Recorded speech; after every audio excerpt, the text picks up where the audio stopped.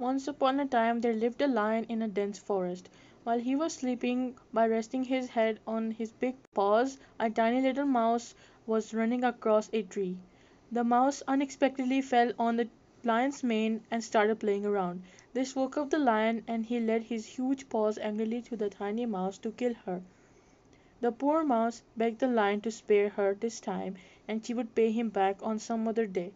Hearing this, the lion was amused and wondered how much a tiny creature could ever help him.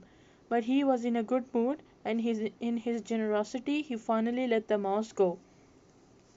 A few days later, a group of hunters set a trap for the lion while the big animal was stalking prey in the forest. Caught in the toils of a hunter's net, the lion found it difficult to free himself and roared loudly in anger. As the mouse was passing by, she heard the roars and found the lion struggling hard to free himself from the hunter's net. The little creature quickly ran towards the lion's trap that bound him and gnawed the net with her sharp teeth until the net tore apart. Slowly she made a big hole in the net and soon the lion was able to free himself. The lion thanked the little mouse for her help and the mouse reminded him that she had finally repaid the lion for sparing her life. Therefore the lion and the mouse became good friends and lived happily ever after.